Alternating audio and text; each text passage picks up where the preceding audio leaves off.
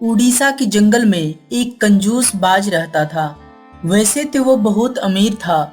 उनके पास से 1 रुपया भी नहीं निकलता था। ऊपर वाला का दिया हुआ इनके पास सब कुछ है। किसी भी वस्तु का कमी नहीं है। फिर भी यह हर काम में कंजूसी करते रहता है। अनेकों पक्षियां इनके पास काम करने आते हैं। बाज बैठे बैठे सारे पक्षियों को काम करवाते थे। चलो चलो जल्दी काम करो, आज सारा काम हो जाना चाहिए। कोई 1 मिनट भी रुकेगा नहीं। वे टूना, थोड़ा तेज चल। तुम इतना सुस्त काम क्यों कर रहे हो? अगर इतना धीरे धीरे काम करोगे तो मैं तुम सब का मजदूरी काट लूंगा। बाज का सारी पक्षियों पर दबाव था। दिन भर मेहनत करके काम करते हैं। शाम होते ही पक्षियां बाज के पास मजदूरी मांगने लगता है। सेठ जी, हम लोगों ने सारा काम खत्म कर दिया, अब हमारी मजदूरी दे दो। नहीं नहीं, अभी तुम लोगों को मजदूरी नहीं दूंगा जब तक मेरा सारा माल बिक ना जाए। जब ये माल बिक जाएंगे फिर मैं तुम लोगों को रुपया दे दूंगा। नहीं सेठ जी, ऐसा नहीं कीजिए, हमारे पास एक भी पैसा नहीं है। मैंने सोचा था मजदूरी मिलेगा फिर चावल सब्जी लेकर घर जाऊंगा। आप हम गरीब पक्षियों के साथ ऐसा तो ना करें। आपके पास तो ऊपर वाला का दिया हुआ सब कुछ है, फिर भी आप देने से मना कर दे रहे हैं। देखो, ज्यादा तकरार ठीक नहीं। मैं अभी तुम लोगों को मजदूरी नहीं दे सकता। जब हमारे सारा माल बिक जाएगा फिर मैं तुम लोगों को मजदूरी दे दूंगा। फिर वहां से सारी पक्षियां मायूस होकर चला जाता है। बाज बहुत अमीर होने के बावजूद भी पक्षियों से अच्छा बर्ताव नहीं करता। कुछ ही देर में बाज के घर एक गरीब पक्षी भूखा आ जाता है। कोई है? मुझे खाना दे दो, मुझे बहुत भूख लगी है। ऊपर वाला तुम्हारा भला करेगा। बाज की पत्नी बहुत दयालु होती है। वो बाहर आकर कहती है, तुम रुको, मैं तुम्हारे लिए भोजन लेकर आती हूँ। बाज को इनके बारे पता चल जाता है और वो आ जाता है। अरे, तुम कहाँ जा रही हो? मैं बेचारी पक्षी के लिए खाना लाने जा रही हूँ। कुछ भी नहीं लेकर आना अंदर से, आई समझ में?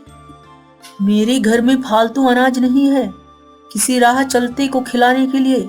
बाज की पत्नी चुपचाप अंदर चली जाती है। अरे वो पखंडी पक्षी, तुम्हें मेरा ही घर मिला है क्या पूरे गांव में? कहां कहां से आ जाता है लोग मुंह उठा के। चल निकल यहां से, कुछ नहीं मिलने वाला तुम्हें यहाँ। बाज, किसी भूखे को खाना खिलाना ये तो एक नेकी का काम है। जहां तक मैं देख पा रहा हूं तुम्हारे पास तो ऊपर वाला का दिया हुआ सब कुछ है। हाँ तो मैं क्या करूं? तुम जैसे को अगर खाना खिलाने लगा तो मैं तो सड़क पे आ जाऊंगा। अब तू जाता है यहाँ से कि मैं धक्के मार के भगाऊं? नहीं नहीं बाज, इसकी कोई आवश्यकता नहीं, मैं खुद ही यहाँ से चला जाता हूँ। पता नहीं कहां कहां से आ जाते हैं मुंह उठाए, मेरा ही घर दिखता है इनको। अगले दिन बाज माल को ठेले में लोड करके बाजार को निकल जाते हैं।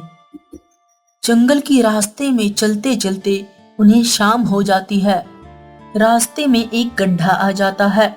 जैसे ही ठेले का चक्का गड्ढे में गिरता है सारा माल नीचे गिर जाता है।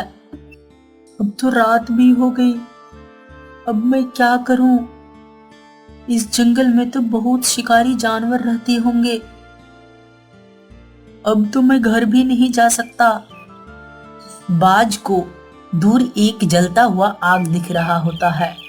अरे, वहां तो रोशनी है, लगता है किसी ने आग जलाया हो। तब तो पास में भी कोई घर भी हो सकता है। चलो मैं चलकर देखता हूं। बाज वहां जाने लगता है। सेठ बाज वहां पहुंचकर देखता है वही गरीब फकीर एक घर के आंगन में आग जलाए बैठा है। बाज देखकर चौंक जाता है। अरे तुम यहाँ क्या कर रही हो? मैं यहाँ क्या करूँ? ये तो मेरा घर है। क्या ये तुम्हारा घर है? मुझे माफ कर दो, मैंने तुम्हें उस दिन खाना नहीं दिया। मेरा पहिया का ठेला टूट गया है, आप मेरा मदद कर दो। आज रात यहाँ रुकने के लिए एक कमरा दे दो। इतना घना जंगल में शिकार जानवर भी हो सकता है। मैं इस जंगल में बहुत बुरी तरह फंस चुका हूँ और रात भी बहुत हो चुकी है। नहीं, मैं तुम्हें यहाँ जगह नहीं दे सकता। तुम लोगों से छल कपट करते हो। मैं तुम्हें यहाँ रहने का इजाजत नहीं दे सकता। बेशक तुम्हें कोई शिकार जानवर क्यों ना उठा ले जाए। मुझे माफ कर दीजिए, मैंने उस दिन आपको खाना नहीं दिया, इसीलिए आप मेरे पे गुस्सा कर रहे हो ना। अमीर बाज, मुझे इन सब छोटी छोटी बातों से कोई फर्क नहीं पड़ता, लेकिन तुम जो गरीब के साथ जुल्म करते हो, गरीब पक्षियों को काम कराकर उन लोगों को मजदूरी तक नहीं देता। तूने लोगों से छल कपट कर करके अपने ऊपर गुनाह को सवार कर लिया है। अब तेरी यही सजा है। अब तू यहाँ नहीं रुक सकता। मैं सब समझ चुका हूँ। आप सच कह रहे हैं। मैंने लोगों से बहुत ज्यादा छल कपट किया, लोगों की हक मारा, इसीलिए आज मेरे साथ इतना बड़ा घटना हुआ। मैं ये आपसे वादा करता हूँ, मैंने जिन जिन का हक मारा, मैंने जिन जिन के साथ छल कपट किया, जिन जिन का पैसा मैंने रखा, आज मैं सबको दे दूंगा। और जिस जिस को मैंने तकलीफ दिया, मैं सबसे माफी मांगूंगा। मुझे माफ कर दो। अब मुझे गलती का एहसास हो गया है। अब मेरी आंखें खुल चुका है। देर ही सही, कम से कम तू रास्ता तो सही अपनाया। जाओ बाज, आज सबसे माफी मांगो। तुम जितना सबका हक मारे हो, जाओ सबको अपना अपना हक दे दो। फिर वो गरीब चिड़िया बाज को माफ कर देता है और उसे वह वहां रहने दे देता है। फिर अगले दिन सुबह वो वहां से निकल जाता है और अपने ठेले के पास जाता है और देखता है सारा ठेला पे माल लोड रहता है और बाज उन्हें देखकर चौंक जाता है। अरे ये तो चमत्कार हो गया। अभी अभी रात को तो सारा माल नीचे गिरा हुआ था। हमें लगता है हमने अपना दिल साफ कर लिया, इसीलिए मेरे साथ अच्छा हो रहा है। फिर यह घर जाकर हर गरीबों को सामान देने लगता है और मजदूर पक्षियों को भी रुपया देने लगता है। किसानपुर गांव में टूना का एक बहुत फेमस ढाबा था।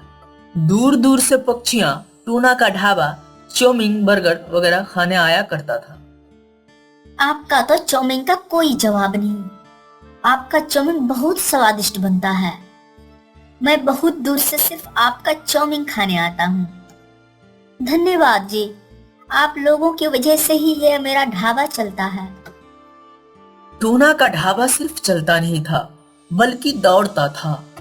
सुबह से शाम तक टूना के ढाबा में बहुत भीड़ लगी रहती थी।